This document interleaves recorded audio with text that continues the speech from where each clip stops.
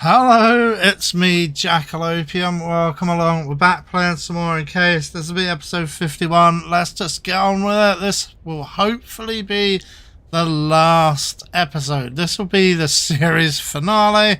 I am hoping. Not that, you know, it's just we need to finish it, you know. The crackling of your Kairos suddenly breaks through Maelstrom's howler.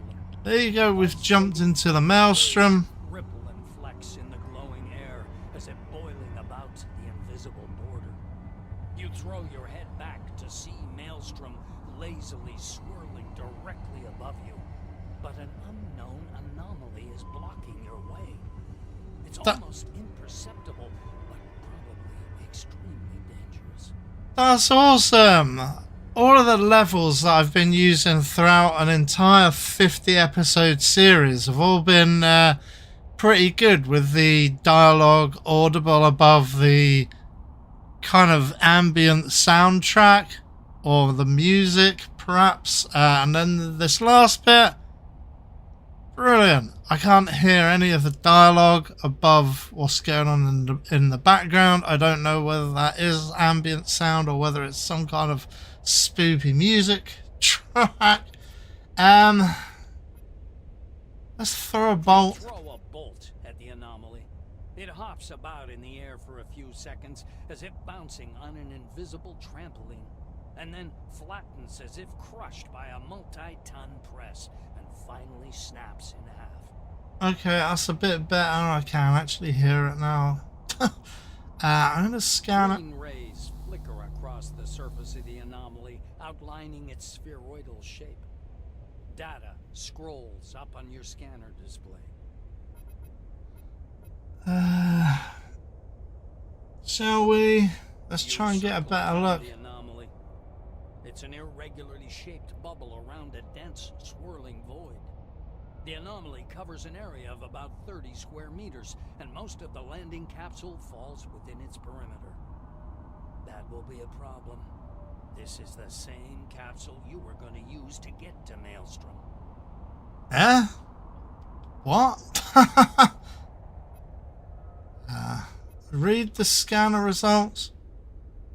There you go. We don't get any voice dialogue for this one for some reason, but it's a hazard class 10 anomaly, which I guess we should kind of have expected. Let's take a cautious step towards. Crump shoves you back with his shoulder. Wait. Don't go there, boss. My gut tells me this whole idea is crap. The anomaly suddenly seems to stretch towards you, as if sensing your presence. And you're not the only one witnessing this. Here's what I'll say. When they locked me up last time... Okay, Crump is being quite active. To familiarize myself with the sciences, get me? The bruiser stares silently at the anomaly for a while. I got hold of this one journal that said there were anomalies that act like predatory plants. Oh. Sometimes they need to catch some living being, and when they do, poof, they shut down. Yeah. And I think this crap is just like that. Yeah, we didn't need Crump to be doing that. We could either ask Yoko to enter the anomaly in your place, convince Yoko to enter the anomaly in your place. This is necessary to complete your mission. What?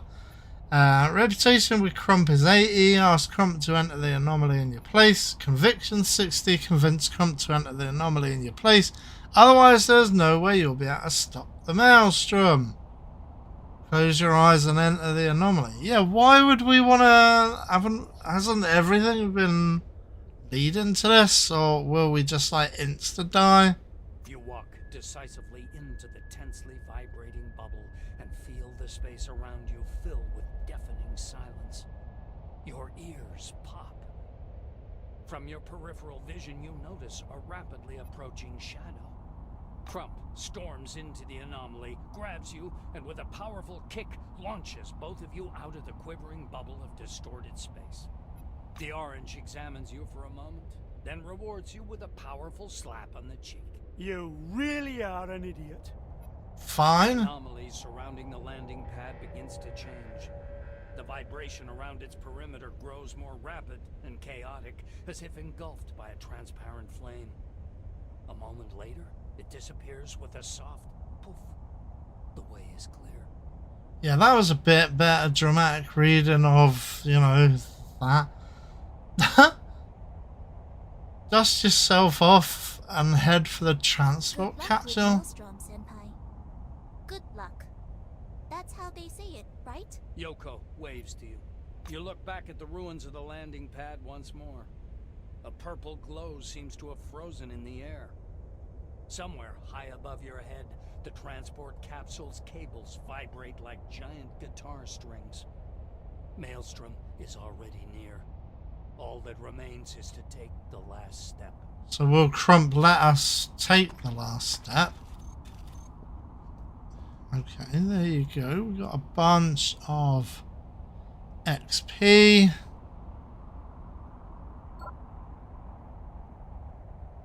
And then to bring us like full circle. Ha, that's brilliant. That is kind of brilliant. Let's use this pod, the broken pod.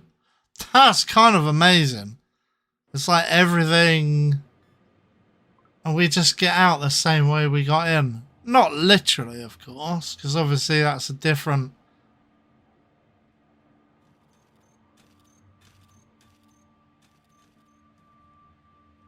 Okay, it's not over here. Oh, it's there. Yeah, I see it. I can see stuff.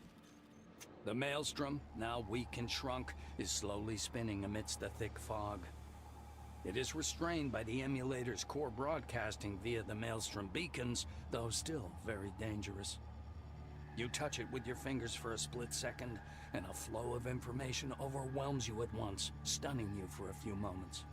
Listening carefully, you hear the familiar sound, ingrained in your memory.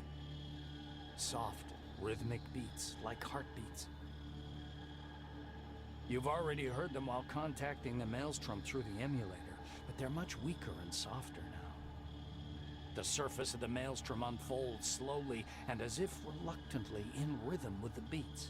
Okay. Your mind opens toward the white nothingness as if hanging in midair. And something living inside the Maelstrom, invisible but perceptible, freezes in front of you, awaiting your command. Okay, so we're left with a few different options here. We could switch off the Maelstrom, ceasing its activity altogether. Really? We could just turn it off. Run the dome clearing program. Yeah, I don't know exactly what that is. Listen to Johann Reisner. Turn the Maelstrom into a tunnel leading out of the dome. And remove the death field. How is that any different from switching off the Maelstrom? Wouldn't the dome disappear as well? Or we could, option 4, listen to Olivia Reisner and turn the Maelstrom into a force of creation, controlling the weather and solving the infertility problem under the dome. What? We could then use our beta helmet and listen to Nakamura. Pass her control over the Maelstrom by configuring the beta helmet in the appropriate way. Or do Nakamura a disservice and configure the beta helmet in the wrong way. What? How is that? What? Listen to Audrey, weaken the Maelstrom but let it cover the major part of the dome. Use the church's ejector, the flip, to fully transfer your mind into the Maelstrom. Or Victoria Legrand's head. Fill Victoria's cut head with the power of the Maelstrom. That's weird, man. Turn the Maelstrom into a tunnel leading out of the dome. Wouldn't that be the best thing? I mean, what's the difference if we just switch off the Maelstrom? Does that mean that the dome wouldn't disappear? I would prefer to get out of the dome. Why do we even have to stay in the dome? I'm going to press 3, although we might have to go back and look at some more of these. From all available options, you choose this one.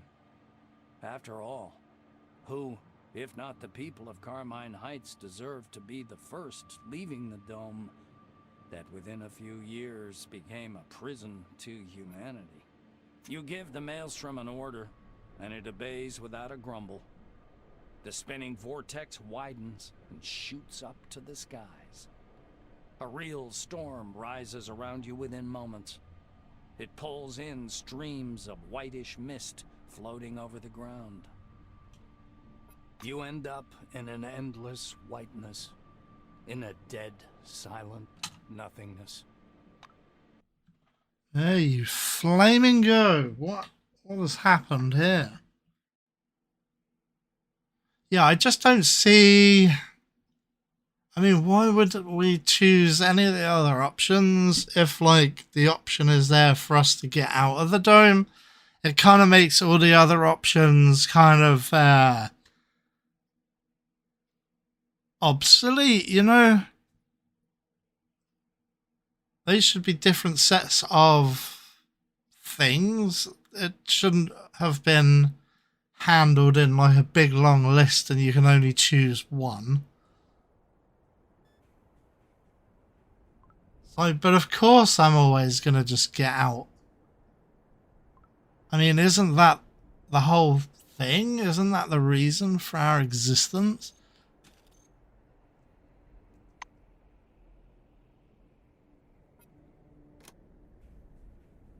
We are still, in inverted commas, under the dome. But I guess we can just walk out, maybe? Yoko looks at you with glowing blue eyes. Research mode. Senpai, your mission is complete. Explain to me what is customary to do in such cases. Will you go for recycling? To a long-term storage warehouse? No. Will you get a new task? Yeah. I'm ready to analyze your answer. I will retire. I shall probably be... Yeah. Explain that it is not customary for people to be disposed of or sent to a warehouse. Usually they retire. Let's do that. I am looking forward to retiring after this. I know the expression, to retire. It means wasting resources for an aimless existence. Sounds absurd. I thought it was something called humor. What? Yoko's eyes change color. Social mode. I received an answer to my question. Ready to answer yours, Senpai. What are you going to do next, we ask? A couple of seconds, apparently analyzing the data array. From our travels, Senpai, I've come up with a pretty accurate picture of the world. We are in an irrational, inhospitable place governed by a cult of violence, conventional authority, and caste-based dictatorship. Further studying of society seems pointless to me. I plan to return to Magellan, to Akira, and carry out research tasks under his command. She tilts her head and squints. The girl nods shortly. Offer accepted, Senpai. I will prioritize your tasks. Okay, there you go. We've asked her to join our I am mission. ready to explore the dome, Senpai. We're not going to be exploring the dome. We're just going to go home and then, like, retire to flipping Aruba or something, you know?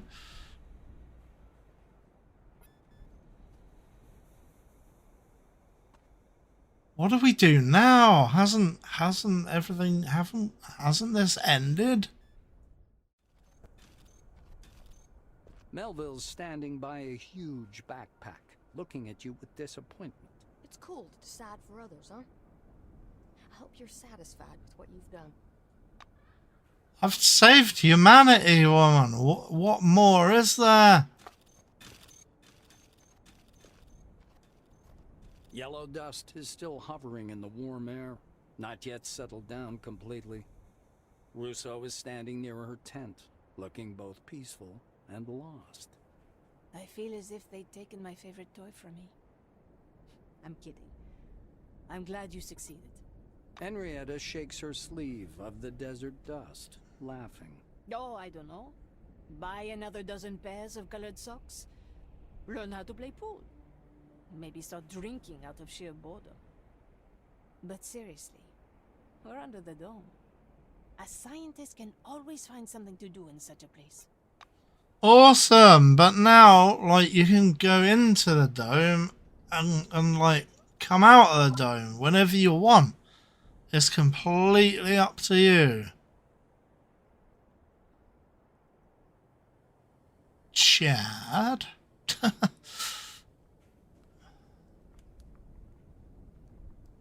There's Knackers. Nakamura is pacing back and forth in her tent, but stops anxiously when you come in. Did you bring the helmet? It exploded, sorry. You may go.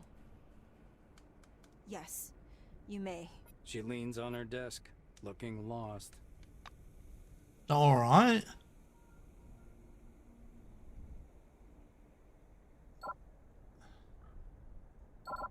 Do we have to just go through the friggin' Concord map again just to get to where we were? Oh boy. Smeg.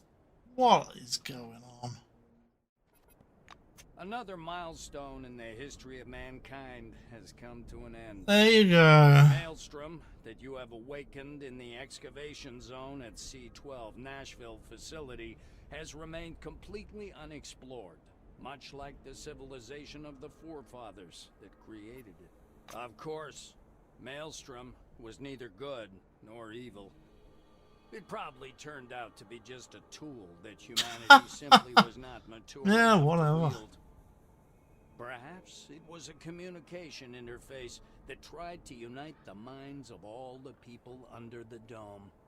Or a security system that warned us against getting into contact with something unknown and dangerous.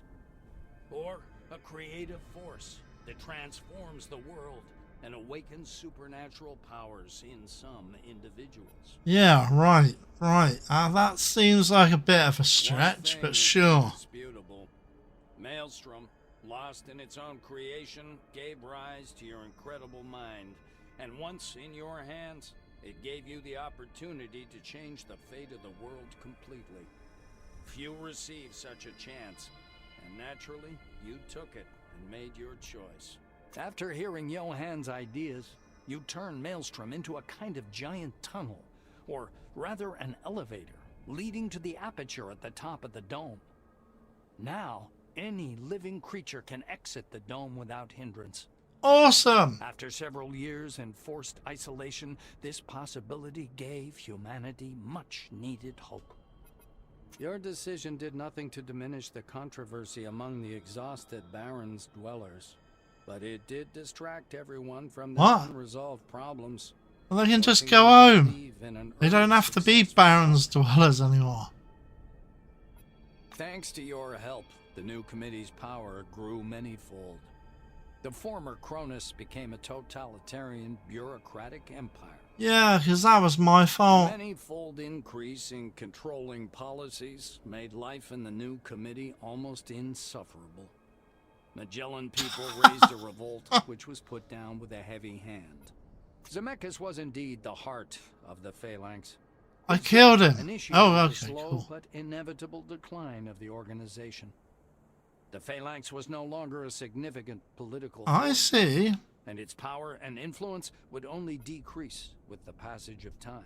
Awesome. Your actions concerning the church were somewhat contradictory, and so played no significant role in its fate. Oh dear. As the new committee grew stronger, the church's position worsened. Its adepts started being harassed. The church was eventually eliminated by Kimiko Nakamura's decree. As Okay. for the picnic neutral zone, it degraded slowly for many years. Your help proved to be not enough to provide its autonomy. Yeah, but they can go back You home. had taken Victoria's head, but broke your promise. When the Fops realized you'd fooled them, they were furious. For a long time, their army, led by ire and sorrow, roamed about the desert, tearing apart unfortunate travelers. The gang's life ended some 30 years later at the Phalanx Fortress, when the last surviving fops clashed with the elderly Phalanx men. The fight was desperate, and there were no survivors. Oh dear. With Maelstrom transformed into a gate to the outside world, Carmine Heights' position has only strengthened. Why? With the developments in the isosuit program and a powerful scientific and industrial base, the Republic soon became the unofficial center of civilization under the Dome. A place where finances, power, and technological progress were concentrated. You performed a great service I've to got the no engineers regrets. working on the isosuit project. Thanks to your efforts, a working prototype of the device was ready in a few short years. After rigorous testing to confirm the reliability and safety of isosuits, the first expedition was sent to the surface of the Dome. What they discovered was incomprehensible and alarming. Oh dear. After descending the outside of the Dome, the researchers headed for Crystal Sands. Who's she? Reported the settlement had been destroyed and abandoned. There were no further communications. Oh no. A haunting silence echoed throughout the Dome. Humanity now knew that escaping the Dome was not the end of their trials, but merely the beginning. Yesterday's comforting image of a bright, stable future had turned unsettling, even frightening. Yeah, but we've got free choice. We're able to make a choice. I guess it is kind of unsettling to have like an unstable future, but that's what we've got in the real world. We don't know. Don't be afraid. It's you know, it became obvious much later. After many we're years, not living under by a that time, kind of police desert has state. covered your traces. Though the tale of what you've done is still alive, and will stay like that till the end of time. Yeah. Well, we are part of history. There you go. It was all a big wet fart at the end. That's what it feels like. I mean, it was an interesting story, and yeah, once I worked out, you know, that it was based on, because obviously I started the playthrough all the way back at the beginning of, you know, in episode 1. I hadn't even watched the movie Stalker, and I don't think... Yeah, I think Annihilation hadn't been out long, but it was definitely out. I think I'll have to try and figure out when exactly... Because I think I did them at similar times. I watched Annihilation and I watched Stalker, the movie Stalker as well. And even though this is based on the same source material as Stalker, I also think it is quite a lot like Annihilation. I think the Annihilation film, I think it did get into like just some naysaying, the fact that it was sort of similar to a situation from the Stalker movie, and obviously from Tarkovsky and from like the literature.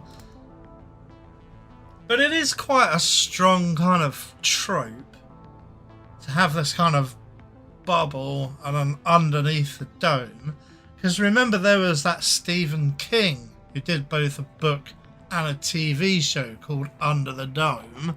I did see a few episodes of that.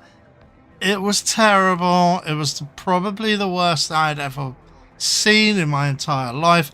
I think a lot of people were hate watching it as well, because I was finding some really spicy write-ups online.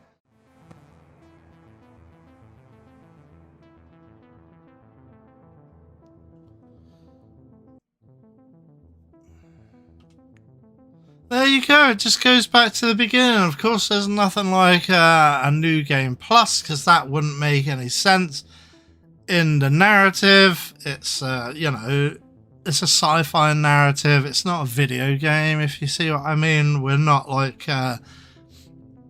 you know, we're not Disgaea. We're not going to get into an NG Plus situation. So that's going to do it for Encased. It's taken 51 episodes to get from the start of the game to the end of the game. 2 seasons, 51 episodes in total.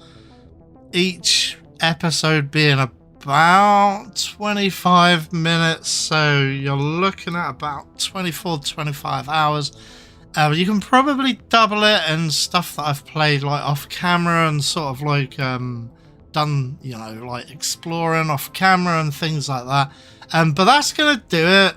And then next week we will do something else. There's a few different things I wouldn't mind doing. There's triangle strategy. That is probably my #1 pick, and I should have been playing a bit more of that as we go, so I can kind of like play the game and like you don't have to watch any of the intro stuff. So I'll try and yump through that. There's also Yao Guai Hunter, which is a deck builder, a roguelike deck builder set in like Chinese you know, fantasy setting. So we could look at that if you want to. I might do a standalone review of that, or maybe we'll play it, not sure. And the third one I think I was looking at was getting into playing some more Amazing Cultivation Simulator. Admittedly, there's an ACS2 on the horizon, so probably start, you know, playing a playthrough of like the first one. I've probably missed my chance for ACS, but after I took a little break before and re-uploaded the ACS stuff, I thought I'd done more episodes of ACS, but evidently I hadn't, and I only ended up with 3 episodes. So that's like, I wouldn't have minded, you know, and I wouldn't mind revisiting ACS. But again, I want to try and like kind of increase my expertise. It is quite a dense game. So yeah, that's the other thing I thought of, is just to improve knowledge of ACS. Maybe, you know, ACS 2 will be out. I don't know. I can't remember exactly when that's going to come out.